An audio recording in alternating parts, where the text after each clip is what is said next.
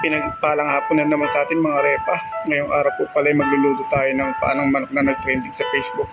Na sobrang lutong niya, pwede natin kainin pati ang buto. Hindi lang po ito pampulutan, pwede rin po itong pangkanin. Tara, simulan na natin.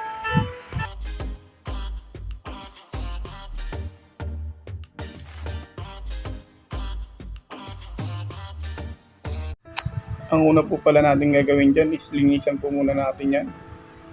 Maigi bago natin bakuluan, mga repa, yan o.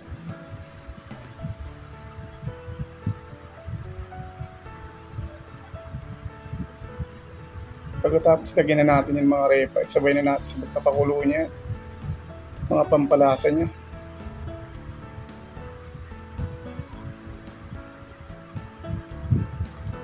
Isalang lang natin yan ng isa't kalahating oras mga repa.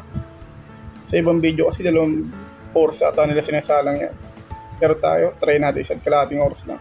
Nagpapalambot tayo mga repa, yan. I-ready na natin yung mga pang-coating natin. Ilagyan nga natin yung first coating natin ng itlog para kapit na kapit yung pinapang final coating natin dyan.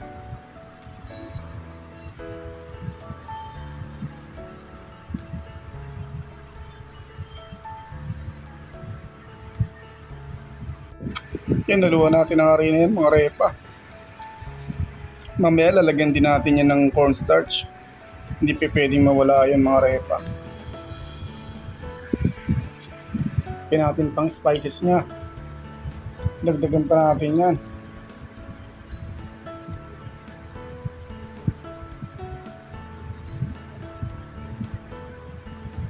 Mekos-mekos lang natin mga repa.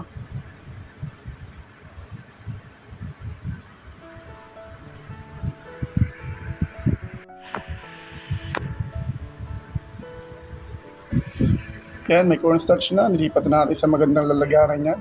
Ang final coating. Habang naghihintay, iwasin it. Kailangan natin yan.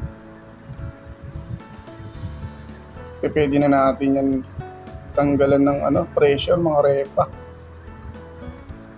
Huwag po natin basta-basta bubuksan ito mga repa. Hanggat maaari, kailangan may kasama tayong marunong gumamit nito. Sakaling magluluto tayo nang hindi natin kabisado ang pressure cooker mga repa. Yan, tanggalan na natin ng yan. Sabaw yan. I-cool down na natin mga repa. Pag lumamig yan, pwede na natin pretuin yan. Pag pinapalamig natin yan, magpainit na tayo ng kawali na may mantika. Ayun na nga. Binunatan na ng utol ko habang tumutungga.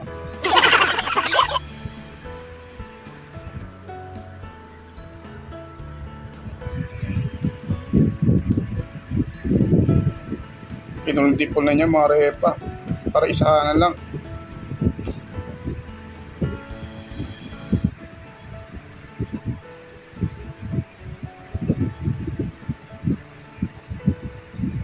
Yan, nag-iba pa tayo ng flavor dyan. Separate pa siya ng 5 pirasong panang manok dyan mga repa. Barbecue flavor daw yan, sabi ng utol ko. Yan, hindi mawawala yung taste test na yan mga repa. Yun na nga, nilantakan na nga nila yung unang naluto mga repa. Walang init-init. Siguro sa kahit lasing na bira pa rin ang bira. Yan. Si Utol Esok. Natikman na niya yung barbecue flavor niya na paanong manok. Yan, salang na lang tayo ng salang dyan. Kapay kay air pa to. Musok-sok pa. Si Kuya Pusang Edwin mukhang nadaya pa sa inuman. Pero tumutuka pa rin. Ayun, 1 kilo nga lang pala nabili natin yan mga repa. Medyo kulang daw sabi ni Airpat, wala na daw tayong pang ulam yan. Kaya lantakan na lang natin yan, gawin lang natin pulutan yan. Habang kasarapan po pala ng tagay, yan. Ang utol ko naman po, magpiprepare po siya ng mahigop natin na mainit na sabaw. Yan po yung chicken stock kanina, malasa na yan, gagawin lang natin soup. Lalagyan lang po natin yan ng egg. Tapos, konting pampalapot. Saktong-sakto po yan habang nagiinuman. Ayan, nag-enjoy po si Airpat. Mukhang sarap na sarap sa pagpupulutan ng panang manok o mga repa. Enjoy eating mga repa.